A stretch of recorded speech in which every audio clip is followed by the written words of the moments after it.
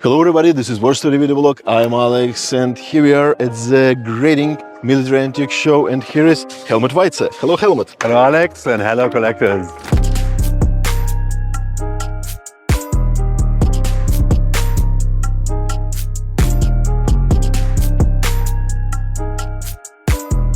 We are here at the local military antique show and the most important table here is Helmut table, and here we have a great opportunity to observe 5 general swords in one video.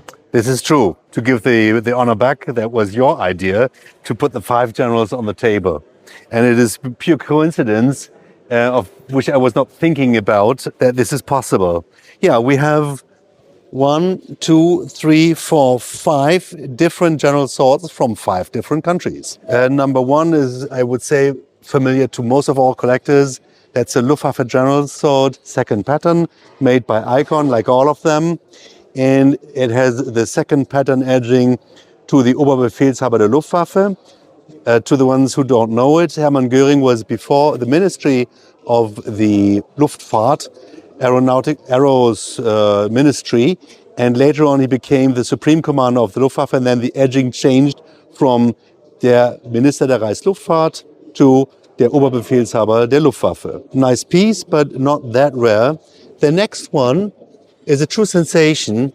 This is a Polish officer sword, model 1921, but with an honor dedication edging to a famous war hero. The edging came in 1938 to Jerzy Ferenc Brzezinski, well-known general war hero in World War I and World War II, and turned up here at the show by coincidence. For sure, a real sensation for all Polish collectors, especially the ones who know him. The third one is a Prussian sword. We believe it is a general, but we haven't found him out yet. We have his personal crest on the lionhead sword, a beautiful gilding, absolutely fantastic, hand chiseled all the way down. It has an original Damascus blade with fuller and a double-sided gold edging, a deluxe piece indeed. Number 4 is something very, very special. We're coming to Italy. That's an Italian general presentation sword to General Masi from 1860, given by his troops to him with a real Damascus blade. So not only Germany could make Damascus blades, Italy as well. If you come a little bit closer, you see the quality of the steel chiseling. The artist was from Milan. His name was Rinzi. He was also producing for the emperor and for many high-rolling aristocrats and kings, especially in Italy. And the workmanship is beyond belief. It's all handmade with fantastic details of ancient Roman armory. Here you see the armory sword, breastplate, helmet, just fantastic. It has an original ivory grip and something very special that you only see with the Italian swords. You can fold the basket down. On the grip here, you have the dedication from his troops, 1860, to General Giuseppe Masi. And on the top, in gold, his initials. So really something, no, Luigi Masi. Sorry, Mr. Masi, but that was not by intention. Yeah, and the last one, for sure, is also the most expensive one, is a piece we're coming to Russia. It is a bravery sword for generals. The model was 1790-something. Fire gilt with diamonds, made by the famous factory of Scharf & Sons, and the blade was made by one of the most well-known artists of Scharf & Sons, Bushuyev, and it shows it was given to an artillery general. And on the back side, you have a fantastic display of his unit and the description of the different blocks in German. Why in German? Because the general was a German in Russian service. And not only that this piece was for bravery, it was also added with real diamonds. And take a look, it is still untouched. Nobody has ever taken out the diamonds since, I would say 1820, that period when the sword must have been done, or maybe directly after the Napoleonic Wars. That piece turned up in Berlin out of the blue from a family, I believe a household cleaner, and We're still working on to find out who he was. We have already a list of possible German generals in Russian services, and one of them must be him. To be honest with you, it's hard to decide which item I love better because each general sword is very historical itself. And to be honest with you, I cannot decide which one is most beautiful here because on the top, without any doubts, we have two leaders: is a Russian one and German-made Italian one. And this one, for me, to be honest with you, is craftsmanship and all effort to decorate it, probably the best. This one has like diamonds and it gilded. It's so cool and also very historical because just to imagine, you can find only like 3-5 pieces and most of them are in the museums in Russia. Yeah. Some are in the Kremlin, some are in St. Petersburg at the Hermitage. The so Artillery it's that Museum. level, it's that high. Yeah. And the Italian sword also has a brother in museum in Rome, right? Yes. Rinzi, the artist who made all the engravery, was one of the supreme artists for iron cuts, and he also produced one for the King of Italy, Victor Emmanuel, which is now in Rome in the museum, but that one is of less quality than this piece. This is a page from the Italian reference book showing the sword of the king, made by the same artist, and if you compare that quality to our piece, I would say this one beats it all, especially the scabbard. Exactly, 100%. And the very important question is a question about prices. Alex, it's very easy. You write out the check and you leave the numbers open. I will fill that out for you.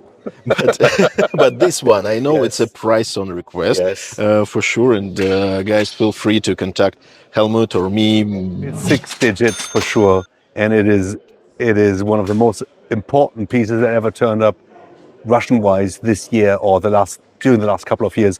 I have never seen something more important than this one. Wow, that's incredible. Made by Scharf & Sons, the blade edged by Bushuyev, the importance, untouched condition. The original gilding is remaining for, I would say, 80%. Nobody has ever played around with it. It was never in a collection before, true out of the woodwork. If we are talking about a little damage, then it is just the carrying hook here, which has been broken off at the time, but that doesn't hurt too much. Yeah, that's true.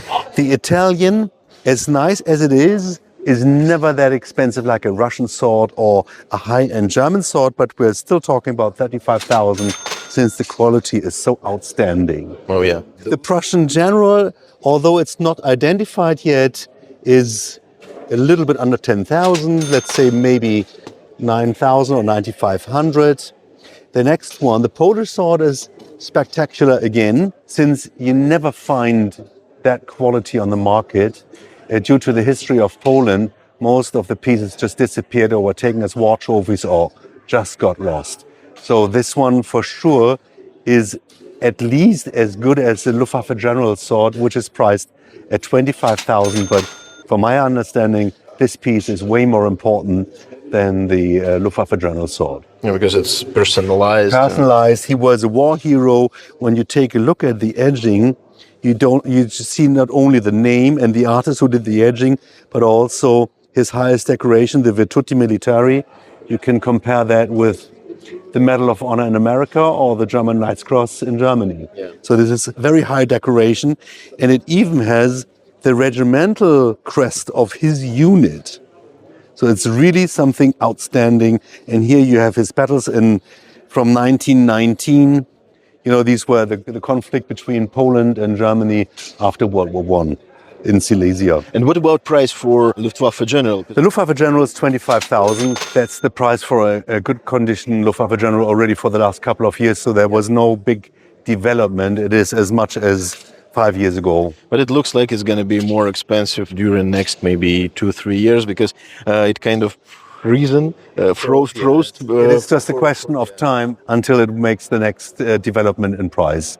Because in the United States, it was possible to find something like that, like Luftwaffe General, at almost every show for maybe like 20, 22 grand US, but now they're just disappeared. Yes, then they disappeared into all the other countries, back home to Germany. Before the conflict, many were purchased by Russian collectors. So it emptied the market in the States with the result that you don't see them anymore. So we will see what's going to happen with the market next couple of years. Thank you very much for the opportunity to show pleasure. all 5 items at the one shot during the one video. That's incredible. It's super historical, and this is really rare opportunity because this one going to go to auction, I believe. Yes, right? I think we'll go to auction next year. Yes, and this one just got here, so it's super fresh and Russian digging also. So thank you again, and My pleasure. good luck. You take care. Bye-bye. Thank you guys for watching this video until the end. Don't hesitate to contact me or Helmut about those swords. And if you have any questions, just text something in comment section. I'm gonna go back to the United States tomorrow morning and I'll attend another small show there in Allentown, Pennsylvania. And after that, I'm gonna come back to Florida and film short videos about my finds. So thank you guys again for watching this video until the end. Have a good one and see you real soon.